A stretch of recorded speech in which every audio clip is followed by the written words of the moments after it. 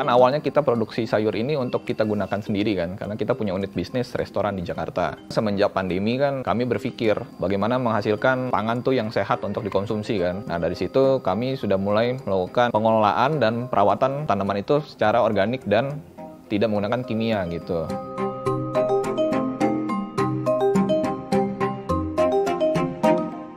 Depan kan pangan sangat dibutuhkan. Sekarang aja impor-impor dari luar itu masih banyak sekali gitu terjun ke Indonesia. Bagaimana cara mindset kita selaku anak muda gitu ya merubah, menggantikan yang tadinya konvensional menjadi benar-benar modern gitu. Banyak teknologi dari anak muda yang dihasilkan menjadi pertanian untuk kecukupan pangan di Indonesia pada umumnya dan untuk diri pribadi pada khususnya.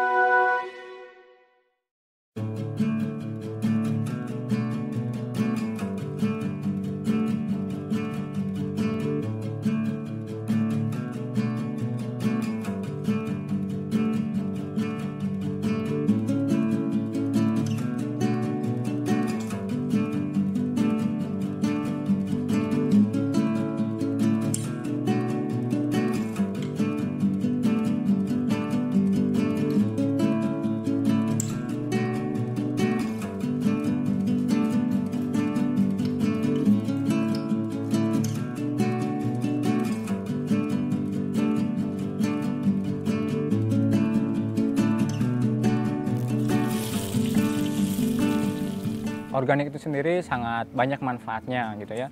Karena mulai dari perlakuannya, kemudian perawatan hingga hasil yang dihasilkannya itu kita benar-benar menggunakan pure dari bahan-bahan alam. Ya, yang kita tahu adalah Indonesia adalah negara agraris. Banyak sekali kekayaan alam yang bisa dihasilkan untuk bahan pangan. Nah, di situ kenapa organik itu tadi mahal, kemudian dikatakan sehat itu betul sekali. Udah banyak yang membuktikannya.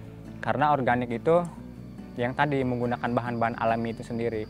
Berbanding dengan yang menggunakan bahan-bahan kimia, anorganik.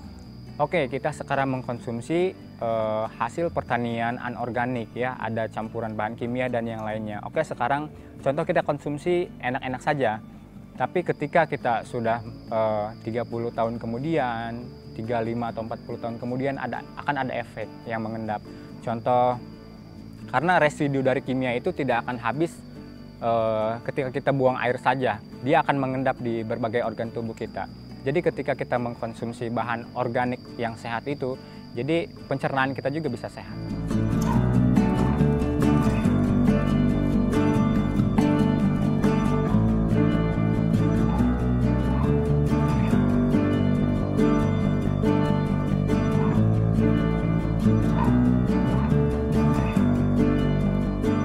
Selamat pagi, dengan saya Yosef Permana. Saya sebagai feed leader di Narakupu Village. Nah, di sini kita ada beberapa kegiatan, ada sistem irigasi tetes atau drip irrigation. Nah, di sini tanamannya ada tanaman sayuran daun dan sayuran buah. Yang pertama sayuran kangkung, kemudian ada bayam hijau, bayam merah, kemudian tanaman sayur buahnya ada cabai merah besar dan cabai merah hijau, kemudian juga ada terong ungu. Nah, di sini kenapa ada dua ataupun berbeda komoditas? Jadi kita ingin melihat fungsi dari drip irrigation ini. Nah, sebetulnya drip irrigation ini digunakan untuk peruntukannya untuk tanaman sayuran buah. Jadi ketika drip irrigation ini berfungsi, langsung ke tanah untuk menyiram tanaman yang berbentuk batang seperti itu. Dan juga saya uji coba terhadap sayuran daun, contohnya ada kangkung, tadi bayam merah, bayam hijau, jadi efektif enggak gitu loh. Ketika mesin ini berjalan ataupun berfungsi, jadi kita udah atur otomatis dari teknologi yaitu Android ataupun handphone ya. Jadi sudah diatur di setting melalui Android, jadi kita tidak perlu menyiram secara manual lagi. Kita hanya kontrol melalui Android ini apakah mesinnya berfungsi dan mengecek apakah tanamannya ini sudah tersiram dengan baik dan rapi seperti itu. Kebutuhan untuk tanaman tumbuh, kebutuhan air. Kalau pupuk secara manual dan juga pengendalian hama penyakit tanaman masih secara manual karena efektif dalam antisipasi hama dan penyakit, bagus secara manual.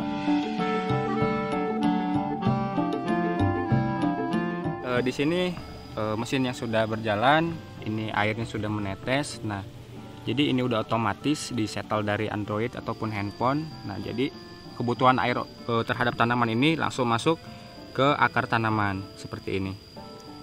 Dia netes. Nah, jadi dari Android ini kita bisa langsung setting. Contoh, kita semua hari penyiraman pagi hari dari jam 6 15 menit hidup dan mati. Kemudian penyiraman sore 15 menit.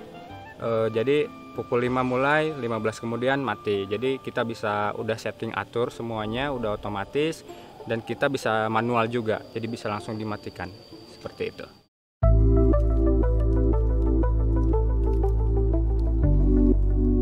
Di sini kita pakainya drip system sih. Kalau orang Indonesia bilangnya sistem infus atau tetes air gitu. Nah kan ini sebetulnya teknologi dari Israel. Cuma kita coba aplikasikan dalam satu kebun kita, ya masih skala kecil sih, tapi lumayan lah gitu. Teknologi ini kan lebih ke arah penyiraman tanaman gitu. Jadi kita bisa setting misalnya jam 7 pagi, ini nanti netes air selama setengah jam gitu. Nanti jam berapa lagi, misalnya sore sekitar jam 4, dia netes air lagi. Tapi udah pakai handphone gitu. Oh macam-macam itu. Kalau sekarang mungkin ada cabai kali atau tomat gitu. Kita kan dari kangkung ada, bayam ada, terus kemarin ada sempat okra juga, terus ada kale, macam-macam sayurannya.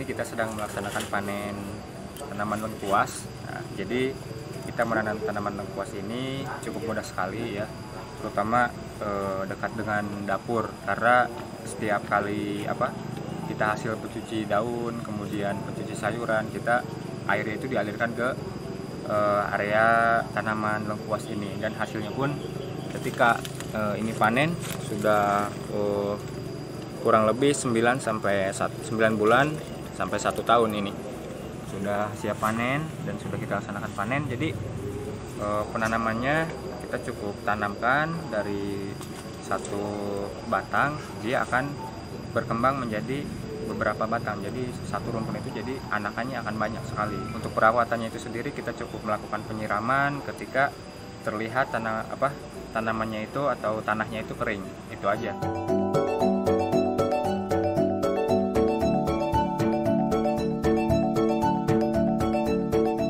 Jadi kan ini kan kawasannya sebetulnya kawasan cukup besar kan, dengan luas 3 hektar gitu. Awalnya sih memang pengembangannya masih kecil, tapi semenjak pandemi itu kita mulai fokus ke arah pertanian organik, pertanian sehat gitu, menghasilkan sayur sehat untuk dikonsumsi masyarakat.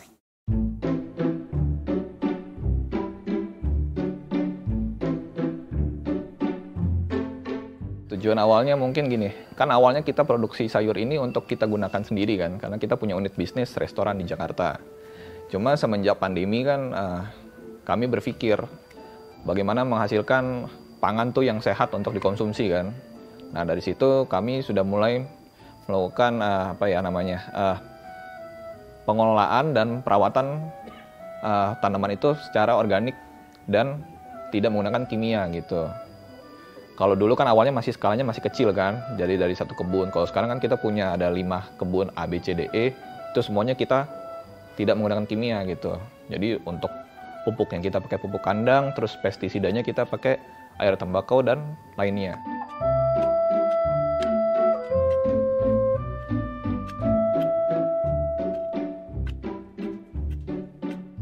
Tim proses produksi itu sendiri tentu di situ ada saya sendiri ya sebagai controller di dalamnya, kemudian ada tim juga. Yang pertama ada tim kebun, ada kurang lebih 4 orang. Contoh petugas kebun, mulai dari persiapan bibit, persemaian, pengolahan lahan, hingga panen, itu tugas yang petugas kebun. Kalau kendala sih mulai dari kita namanya berkebun atau bertani gitu ya.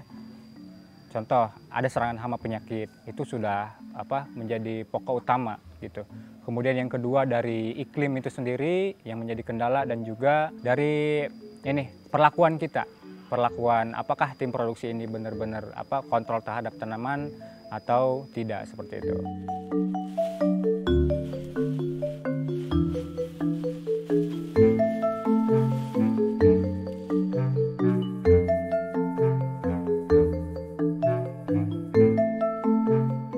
Ketika kita bertani, bercocok tanam itu, pertama kita kan harus ada perawatan tanaman ya. Contohnya adalah kita menyiram pagi dan sore hari. Itu sangat penting, diperlukan sekali. Ketika hujan turun pun, kenapa kita harus dilakukan penyiraman? Karena curah hujan itu nggak baik untuk pertumbuhan sayuran daun.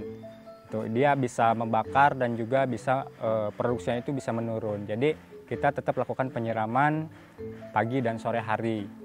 Namun kita juga jaga kelembabannya, kita cek kelembabannya mulai dari pengecekan tanah, kemudian pH tanah, kadar unsur haranya dilihat dari pertumbuhan tanaman itu sendiri. Contoh, ketika tanaman cesim itu pertumbuhan daunnya menguning, kita analisa, kita penambahan pupuk kandang. Kita menggunakan di sini pupuk kandang, contohnya adalah pupuk kandang sapi, pupuk kandang kambing, dan pupuk kandang ayam, seperti itu.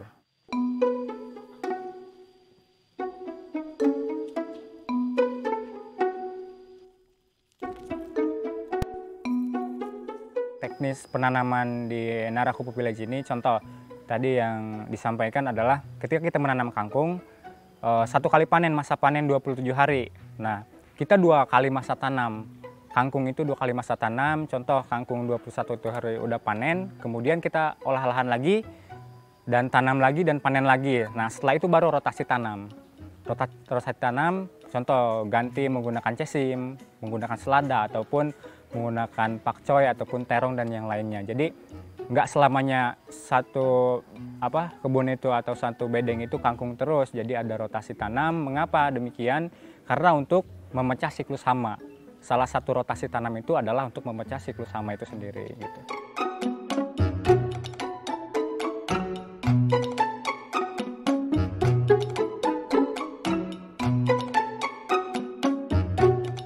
Saat ini kita akan membuat bagaimana sih cara membuat kompos yang sederhana. Di sini ada bahan-bahannya yang sudah disiapkan.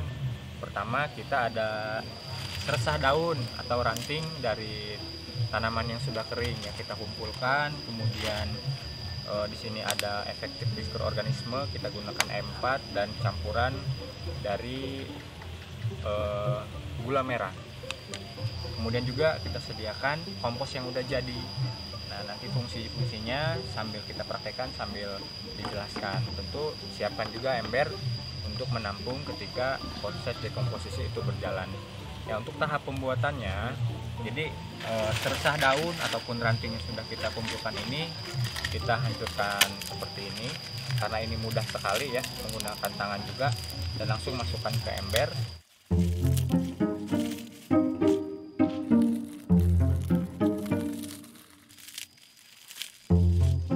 Larutkan efektif mikroorganismenya seperti ini, tuang merata secukupnya.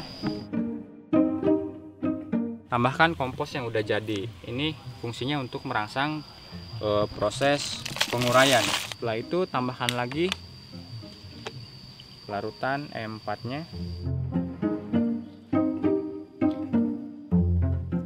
Nah, setelah itu, setelah selesai, kita tutup rapat. Ini ember ini ditutup rapat ya. Jadi setelah ditutup, diamkan kurang lebih selama 1-2 minggu. Itu kita lihat apakah dia suhunya tinggi atau rendah. Kita bisa langsung buka aja tutupnya. Kita lihat apakah proses penguraiannya berjalan dengan baik. Dan biasanya setelah pertumbuhan 2 minggu itu dia akan mengurai secara alami.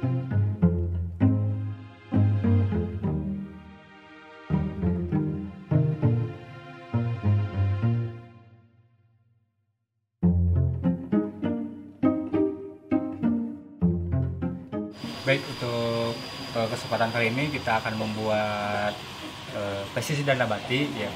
Apa sih bahan-bahan yang diperlukan dalam pembuatan pestisida nabati? Yaitu yang pertama kita sediakan daun pepaya ya.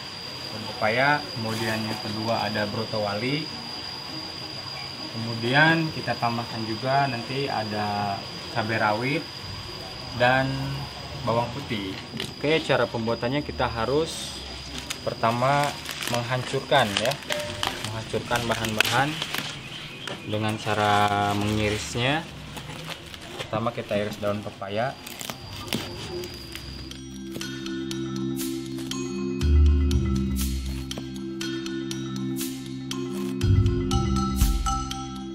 Oke, setelah kita cacah ataupun iris daun pepayanya, kita lakukan penumbukan agar menghasilkan daun pepaya ini menjadi halus.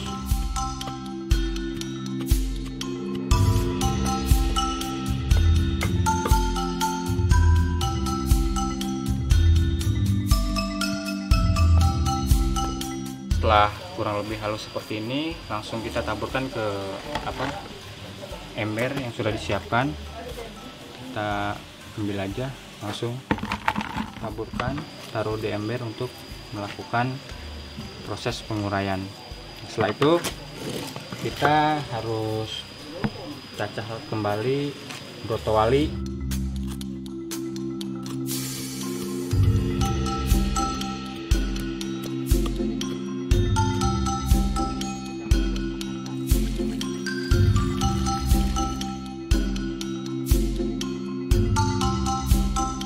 Baik, di sini terdapat larutan pestisida yang sudah jadi. Ini larutan murninya dari pekatan, kita campur air lagi. Ini sudah bisa digunakan untuk pengendalian hama di tanaman yang sudah kita tanam. Ini jenisnya sprayer ya. Nah, kita bisa langsung gunakan ke tanaman dan sambil melakukan perawatan kita semprotkan aja. Karena ini secara sederhana ya, bisa digunakan juga di pekarangan-pekarangan membuat polybag seperti ini, dan pengendaliannya juga bisa dari bahan alam yang tadi setelah dibuat langsung disemprotkan. Ini tidak mencemari lingkungan, juga untuk konsumsi sehat. Dia tidak menempel di tanaman merusak, tapi dia hanya mengendalikan hama.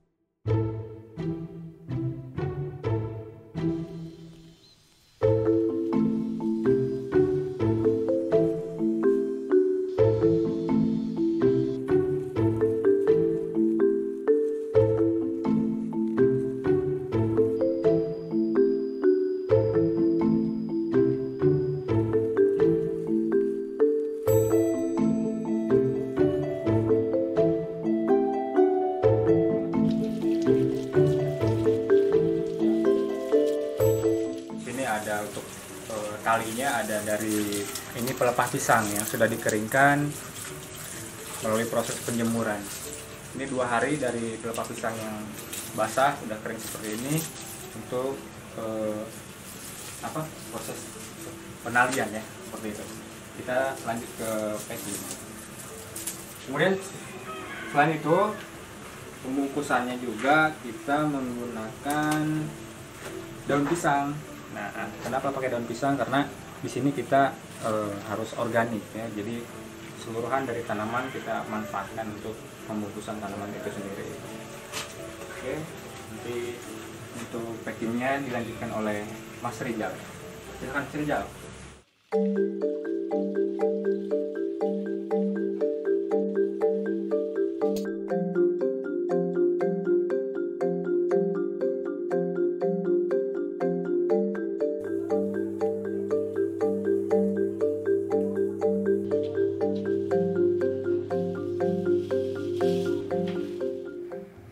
Kedepan kan pangan sangat dibutuhkan. Sekarang aja impor-impor dari luar itu masih banyak sekali gitu terjun ke Indonesia. Bagaimana cara mindset kita selaku anak muda gitu ya, merubah, menggantikan yang tadinya konvensional menjadi benar-benar modern gitu. Banyak teknologi dari anak muda yang dihasilkan menjadi pertanian untuk kecukupan pangan di Indonesia pada umumnya dan untuk diri pribadi pada khususnya.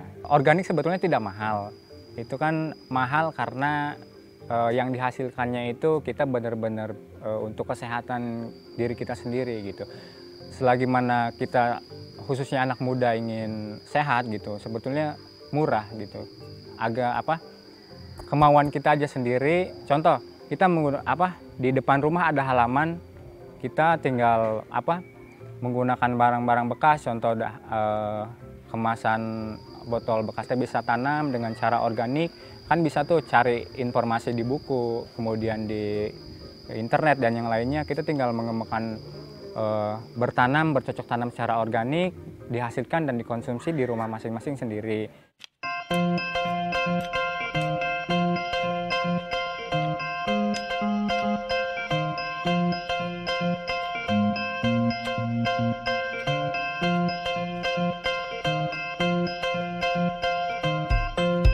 Sebetulnya sayur sehat itu balik lagi ya ke rasa ya. Rasa itu nggak bisa dibohongi kan.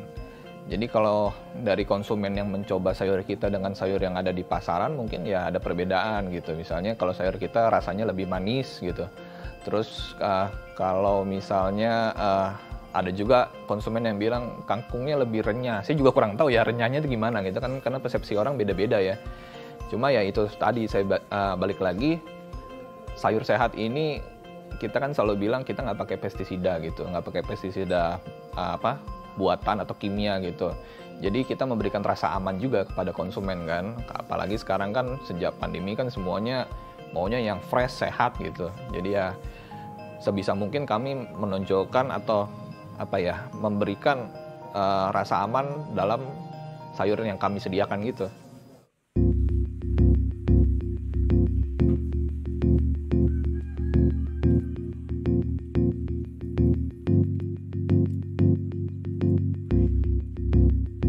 Kalau saya sih ada 2 pesan sih ya. Kalau yang pertama itu bertani itu nggak harus kotor ya. Bisa mulai dari hal yang simpel, misalnya dari hidroponik juga bisa. Dari hidroponik sendiri kan sebetulnya nggak usah modal yang gede. Dari modal yang mungkin sekitar 1 jutaan juga bisa. Di halaman rumah mungkin ya dengan luas 2 kali 1 meter juga bisa. Terus yang kedua juga sayur ya, belajar konsumsi sayur sih. Saya lihat masyarakat Indonesia itu untuk konsumsi sayurnya itu masih rendah gitu. Kalau saya baca sih di datanya BPS juga kita masih kurang sih dari segi konsumsi sayur ya.